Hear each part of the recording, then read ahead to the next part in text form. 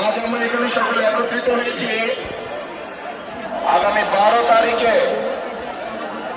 বাংলাদেশের মানুষের যে রাজনৈতিক অধিকার বিগত প্রায় 1 যুগেরও বেশি সময় আগে কেড়ে নেওয়া হয়েছিল, বাংলাদেশের মানুষের কথা বলার যে অধিকার বিগত প্রায় 1 যুগ আগে কেড়ে নেওয়া হয়েছিল, সেই অধিকারকে প্রয়োগ করার, যার জন্য গত 1 যুগে হাজারো মানুষ গুম খুনের শিকার হয়েছে, লক্ষ লক্ষ মানুষ গায়েবী মামলার অত্যাচার নির্যাতনের শিকার হয়েছে।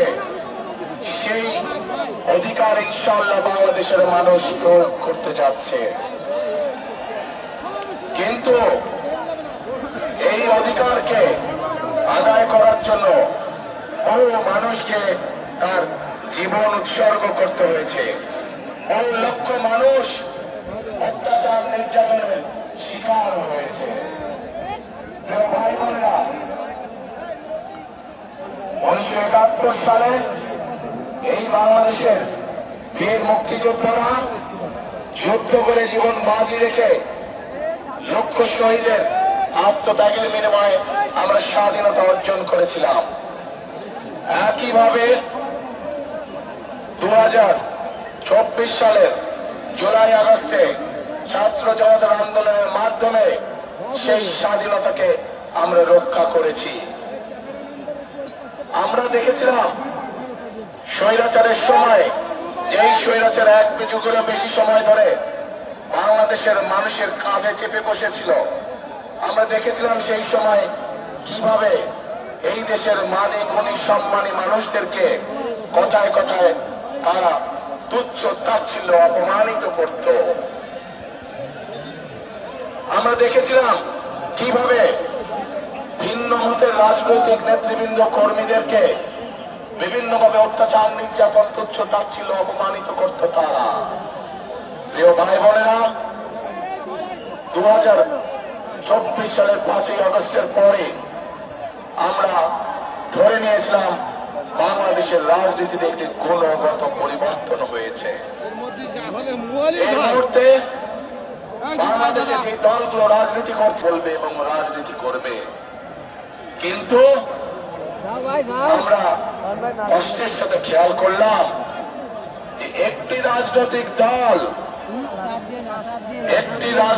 দল 5ই আগস্টের পর থেকে এই দেশের অর্ধেক জনগোষ্ঠী অর্থাৎ মা এবং নারীদেরকে তুচ্ছ তাচ্ছিল্য করে কথা বলা শুরু করলো। তারা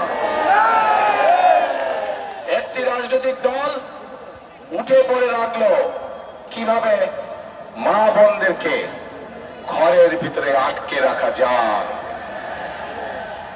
একটি রাজনৈতিক দল বিএনপি যেখানে পরিকল্পনা গ্রহণ করেছে যে বাংলাদেশকে যদি সামনের দিকে বাড়াতে হয়, বাংলাদেশকে যদি সামনের দিকে নিয়ে যেতে হয়, তাহলে সমগ্র জনগোষ্ঠীর এই যে অর্ধেক নারী সমাজ, তাদেরকে কখনো পেছনে রেখে সামনে আগানো সম্ভব না।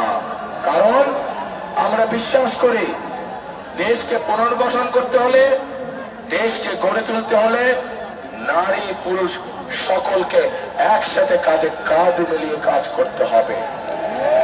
কিন্তু আমরা অত্যন্ত কষ্টের সাথে দেখলাম কয়েকদিন আগে একটি রাজনৈতিক দলের এক শীর্ষ নেতা একটি আন্তর্জাতিক গণমাধ্যমে বলে বসলো যে নারীদেরকে তারা কম দৃষ্টিতে দেখে। শুধু তাই নয়, গতকাল আমরা দেখলাম, প্রিয় ভাই বোনেরা, গতকাল আমরা দেখলাম সেই নেতা, সেই রাজনৈতিক দলের নেতা বাংলাদেশের যে নারীরা, যে মায়েরা কর্মজীবী, সংসার চালানোর জন্য, সংসারকে ধরে রাখার জন্য, সংসারকে সুখে শান্তিতে রাখার জন্য যে লক্ষ কোটি মা বোনেরা বিভিন্ন জায়গায় কর্মসংস্থানে নিযুক্ত আছে, কর্মজীবী মায়েরা বোনেরা, তাদেরকে কি ভাষা ব্যবহার করে কথা বলেছে। প্রিয় ভাই বোনেরা, আমাদের প্রিয় নবী করিম সাল্লাল্লাহু আলাইহি সাল্লাম, তার স্ত্রী বিবি খাদিজা, উনিও একজন কর্মজীবী মহিলা ছিলেন। উনিও ব্যবসা